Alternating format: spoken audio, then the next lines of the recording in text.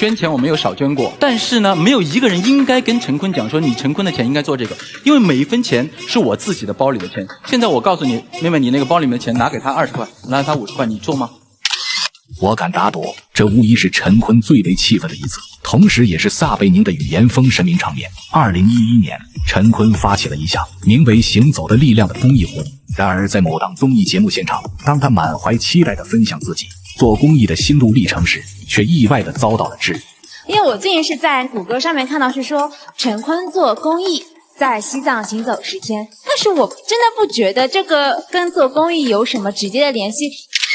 言语中透露出满满的讥讽与鄙视。如果你在西藏走个路就算做公益的话，那我出去逛个街岂不也算是做公益了？看到自己煞费苦心的项目遭到别人质疑，陈坤的愤怒难以抑制，但他并没有选择打断这位大学生的发言。可陈坤的沉默却换来女大学生的变本加厉，甚至开始指导陈坤该如何行事。这种态度实在令人难以接受。因为你明星嘛，你有钱，你可能出个比如说几百万去捐一所学校，或者说我把这些钱分给贫困学生，我觉得做这些更有意义。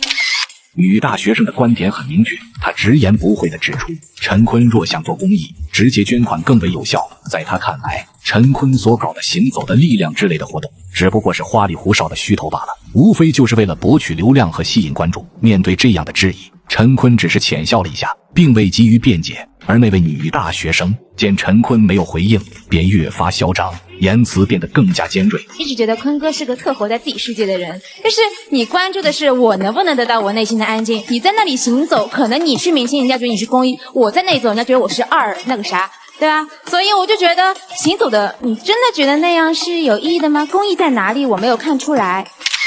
在女大学生看来，陈坤的公益项目缺乏实际意义。他认为这只是陈坤为了炒作自己和吸引流量的一种手段，甚至觉得这样的行为毫无底线。然而看到自己多年心血投入的公益项目被贬低的一无是处，陈坤无法再保持沉默，随即开始霸气回怼。第一个，捐钱我没有少捐过，只是增加了一个行走力，明白这个道理吗？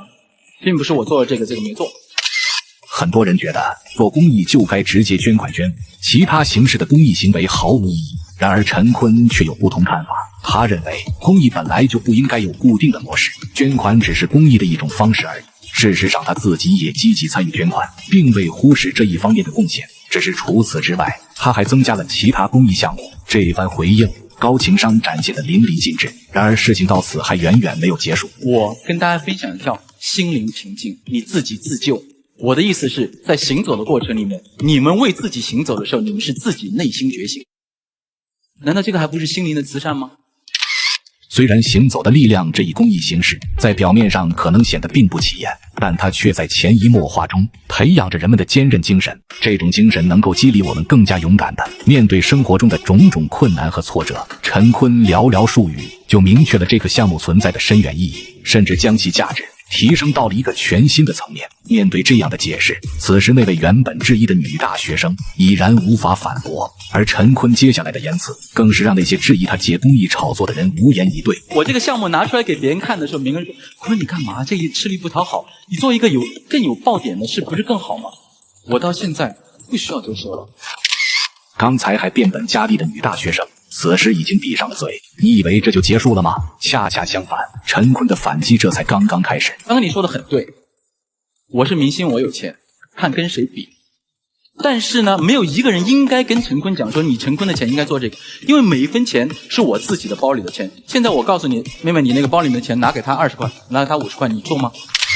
你让我捐几百万，那我倒想问问，如果让你捐出50块钱，你愿意吗？自己不愿意做的事，也不要强加给别人。己所不欲，勿施于人。这个道理你不会不懂吧？